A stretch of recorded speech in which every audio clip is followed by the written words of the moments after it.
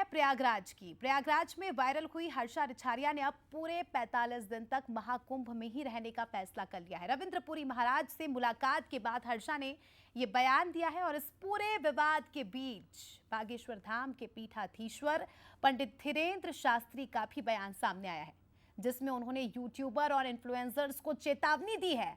क्या कुछ कहा है, दिखाते हैं।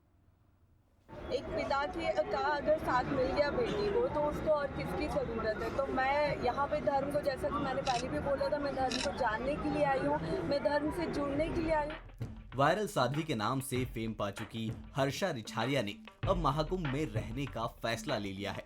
अखाड़ा परिषद के अध्यक्ष रविंद्रपुरी महाराज से मुलाकात के बाद हर्षा ने कहा कि अब वो पूरे 45 दिन तक महाकुंभ में रहेंगी और साधु संतों की सेवा करेंगी।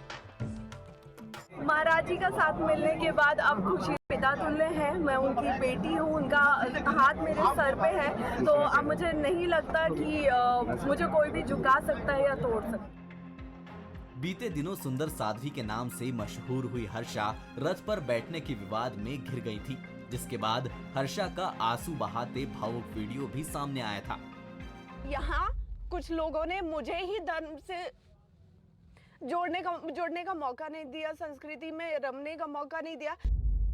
लिटरली इस कॉटेज में रह के, इस रूम में रह के ये फील हो रहा है जैसे मैंने कोई बहुत बड़ा गुनाह कर दिया, जबकि मेरी कोई गलती नहीं है, लेकिन फिर भी मुझे इस तरह से टारगेट कर रहे हैं। जिस विवाद के बाद हर्षा रिछारिया चर्चा में आई थी, उसे लेकर ही अखाड़ा परिषद के अध्यक्ष रविंद्रपुरी महाराज ने बयान दिया। उन्होंने कहा कि मौनी अमावस्या पर हर्षा को रथ पर बैठाया जाएगा।